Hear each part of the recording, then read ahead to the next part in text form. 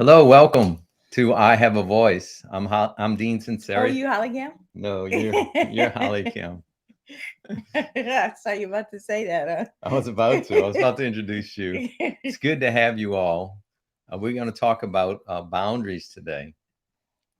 Yes, boundaries. How to set boundaries, and also 3 steps to set healthy boundaries. We're going to do that towards the end. So make sure you stay with us through Yes. it so that you will know exactly how to create healthy boundaries. Why do people have difficulty setting boundaries? Well, because they don't want to hurt people's feelings and they don't want to be rejected. And I would say, Sometimes your boundary system is either not taught. You're not taught yes, to have a a voice. skill. It's not right. It's a skill. It's a skill. And sometimes when you experience pain, trauma, your boundary system is broken Compromised. Yeah, it's compromised. and it becomes a blind spot. It's something that people can walk through. And so we're going to go deeper into what is boundaries. And like I said, we're going to show you how to set healthy boundaries. And this is going to really enhance your relationships, really take them to another level. So let's look at what is a boundary. A boundary is a limit that creates order, safety, and functionality. A boundary is a limit that creates order, safety, and functionality. To give you some practical examples, a football field has a boundary, right? It has a goal Yeah, line, it has an out of bounds. Can you imagine trying to play football and not have an out of bounds line? right. Person would just keep on running, and there would be no rule of when they could stop, when they need to stop. There's a boundary when the official blows the whistle, all of the interaction stops.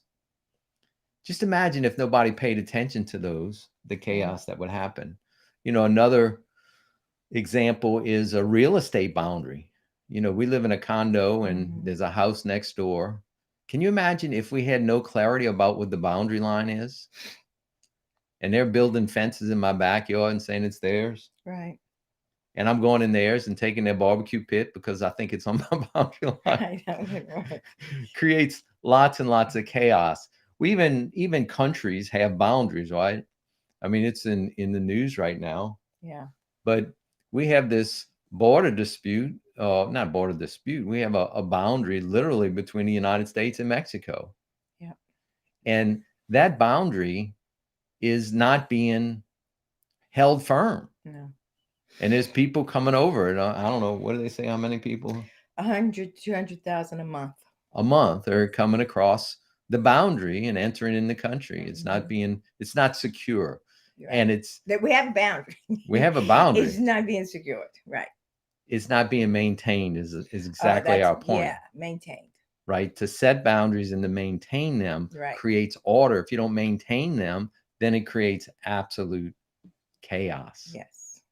Yeah. So let's look at uh, boundaries in terms of relationships. What is a boundary in a relationship? A boundary in a relationship is a limit that creates order, safety, and functionality. Yeah. Healthy functionality. Healthy functionality. Yes.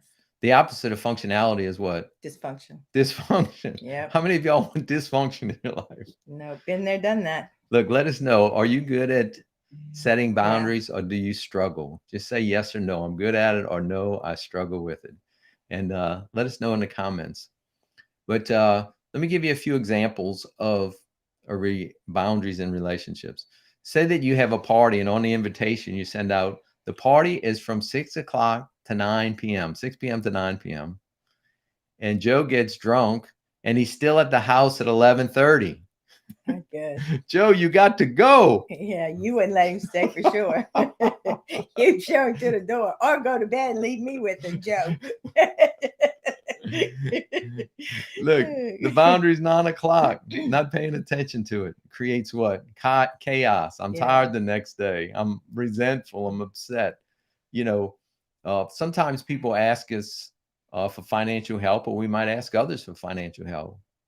But say that you have a close friend that says, can you give me Can I borrow? borrow, which means Yeah. give me That's right. $500, Right.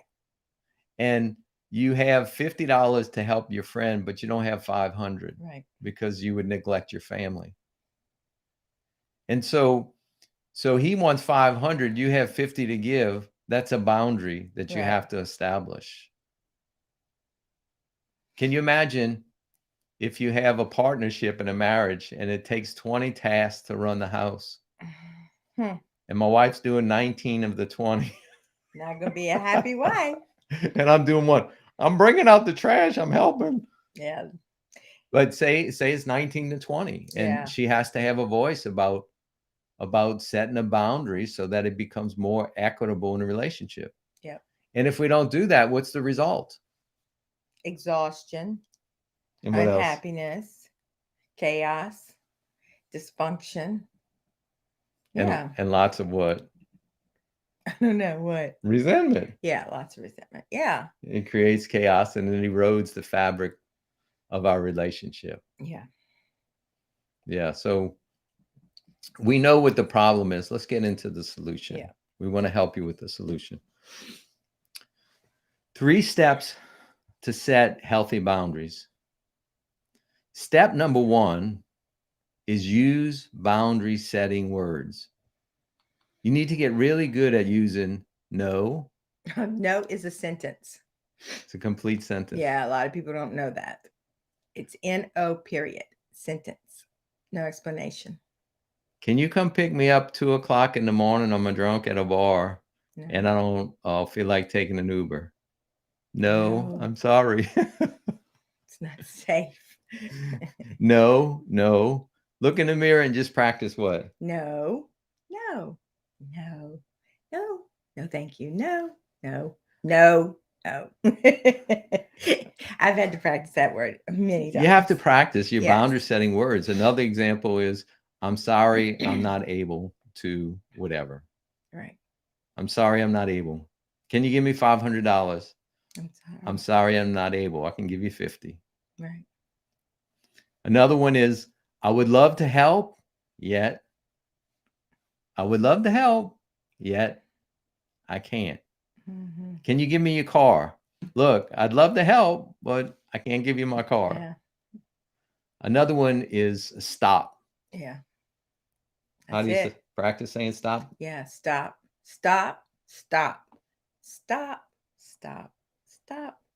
I've seen that one before, but it had a little more fire behind it. Another one is, this is unacceptable. Yes. This is absolutely unacceptable. So there's a number of different boundary setting words that are so important. Yeah. And if you have any other ones that you use, go ahead and put them in the chat. We'd love to see some of the ones that you use, but those are some, and there's plenty more, but you really have to practice and give yourself permission to use boundary setting words. That's step number 1, is to do that. Step number 2 is be direct, honest, and loving. Yeah. Notice it doesn't say be direct, honest, and rageful. Right. That's right. Don't you think people have a difficult time putting together direct and honesty with loving? Yeah. Why do you think that's difficult? Well, I think that people think that you're not going to hear me if I am being kind, and that you're going to bulldoze me if I am being loving, and that, this is a way to communicate where I'm being heard. If I'm being rageful, I'm not going to be heard. Unfortunately, if I haven't had good boundaries and setting them, and I've letting people, my word has not been my word, then my loving may have to be strong, stern. But if it's rageful, I'm just going to feel guilty, and then my word's not going to be my word. Yeah. So it's, you your word, like, don't set a boundary that you're going to let be broken over and over and over, because then it's not a boundary. Yeah. Because then what people see is that my word is not my word. And if my word is not my word, then when I say things, they're not going to take it as face value. Serious. Yeah. Yeah, they're not going to take it serious. So then my boundaries are constantly being bombarded. Yeah. I always say, don't make threats that you're not able to keep, That's right. That doesn't work. because that doesn't work. And that Mhm. really ends up hurting you and ends up teaching the other person that I'm going to be making boundaries and I'm not going to really keep it. So it is important to be prepared to follow through on the boundaries that you keep. But going back to step number 2, let's look at some examples of how to be direct, honest, and loving.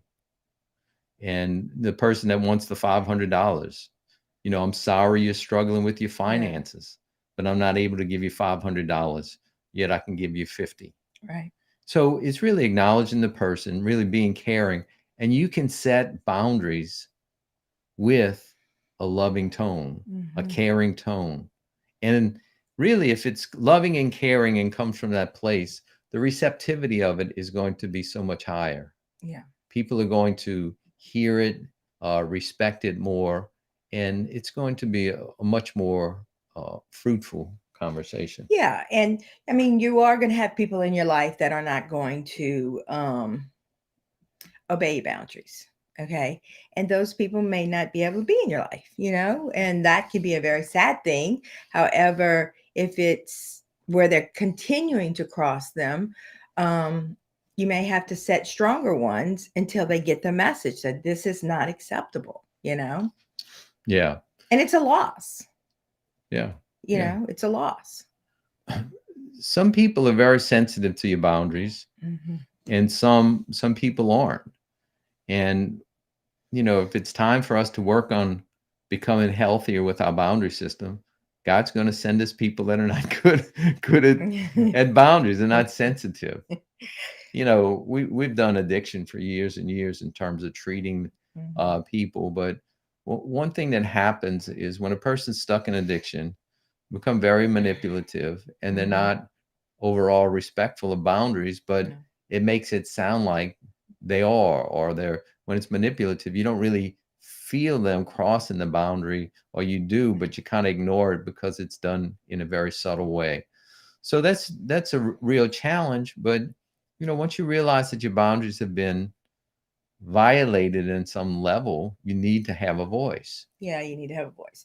Well, and I think too, as a recovering addict, is that we don't have boundaries for ourselves. Like, we don't put ourselves to bed, we don't feed ourselves properly, we don't um, take care of ourselves, we deny how we're feeling, we create feelings by using. So we have no internal boundaries, no self-control internally. Now, that doesn't mean that an addict and an alcoholic cannot control what they're doing, because the only people that really control their drugs and alcohol are addicts and alcoholics. The rest of the people don't have to do that. They just obey the prescription. They always have leftover prescriptions, or they don't have to say, well, today I'm only going to have 3 drinks. They don't do that. They just have a drink and it's over. And something to be aware of: if there's specific areas that your boundaries have been violated in the past, that's where you're most vulnerable to have it done in the future, unless you do your healing work. Mm-hmm.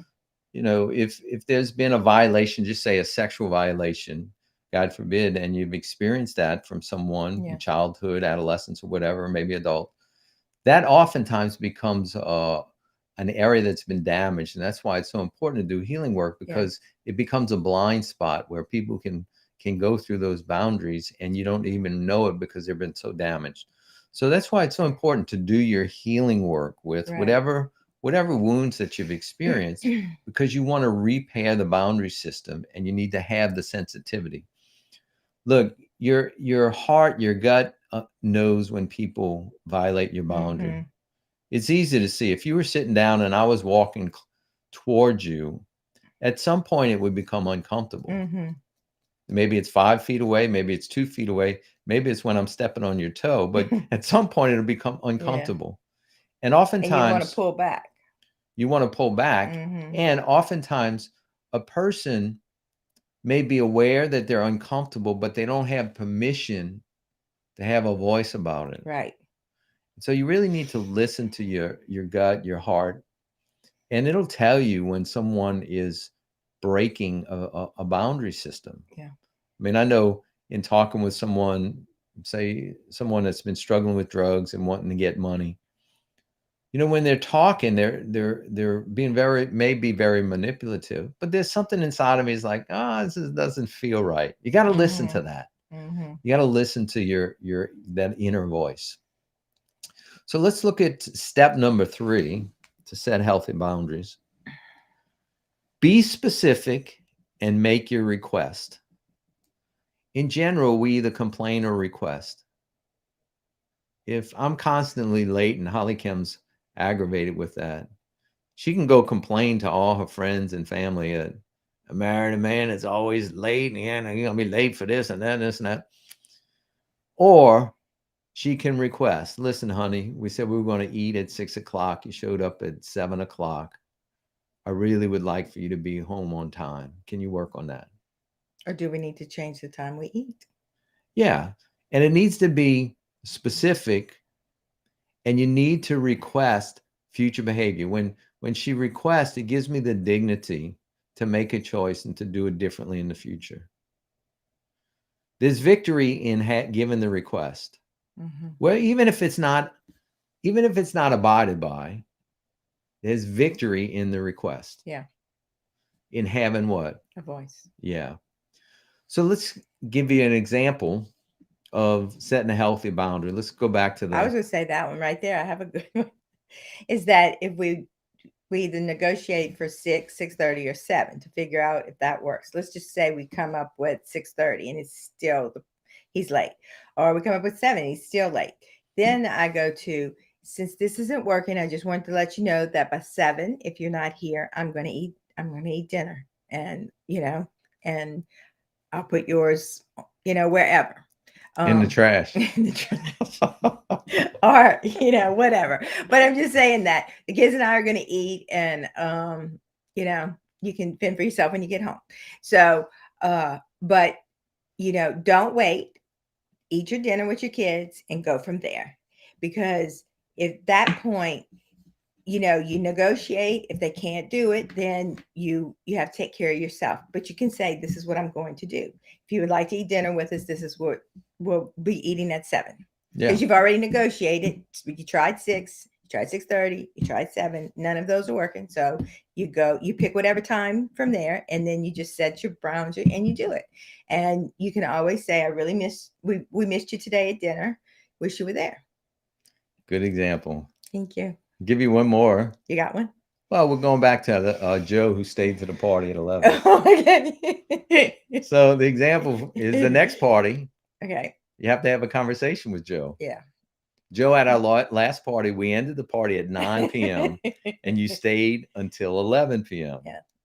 You're welcome to the next party, yet we need you to leave at 9 p.m. when the party's over. Yeah. We got kids. We got to put them to bed. We have things to do. We have to get up at 5 in the morning, get ready for work. So. And it's even better after you say that is say, can you do that? Yeah. Get a commitment. Get a commitment. Yes or no? Yep. When a person makes a verbal commitment, their follow through goes up. They still may not follow through, but it goes up significantly. Yes. So it's good to ask a question. But notice that it's having a voice. It's being honest, direct, and loving. Yes. And it's being specific. It's so much more effective in any relationship is to be specific about the example instead of general.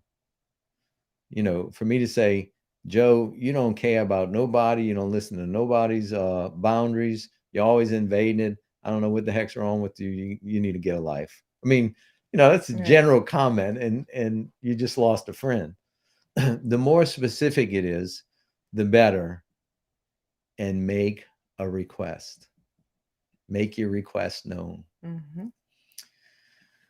So, we're coaches, and we want to just give you a couple of coaching points. Is number 1 is have a voice, and what? Use your voice. Yes, use your loving voice. Yes. Number 2, it's okay to create healthy tension in any relationship. Yes.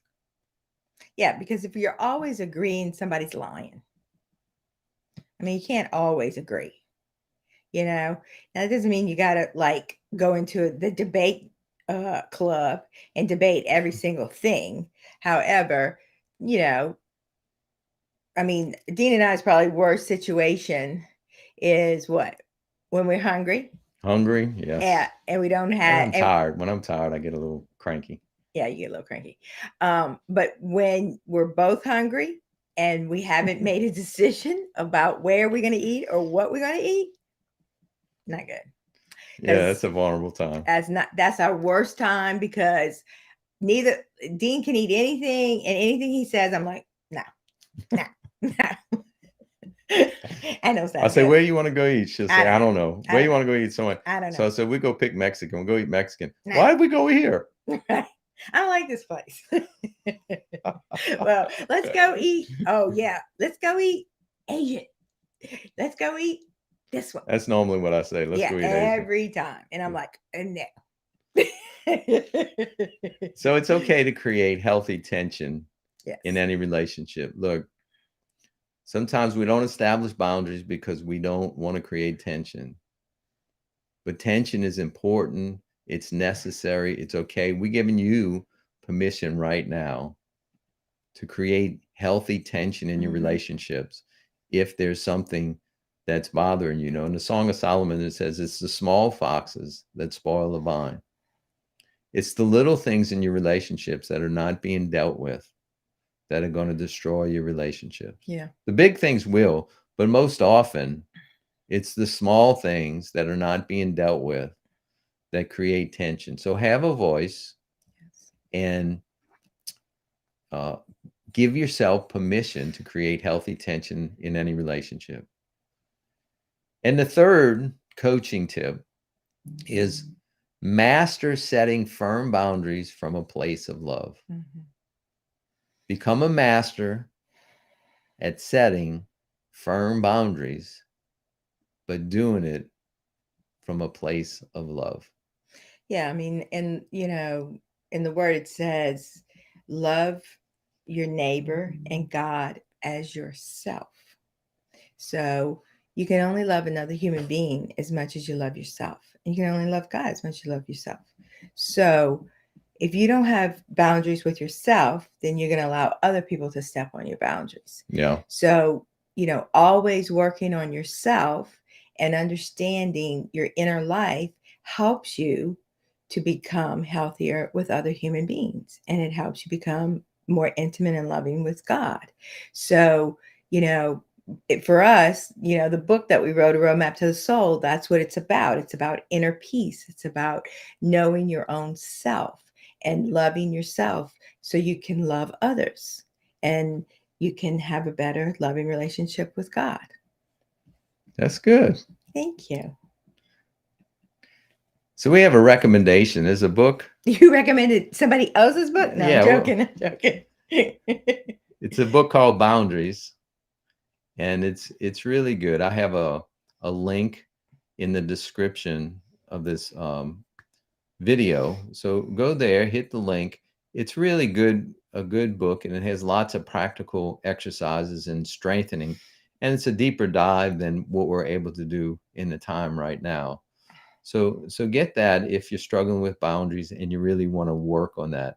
The second resource that we have for you is we have a whole playlist of videos on improving your relationships.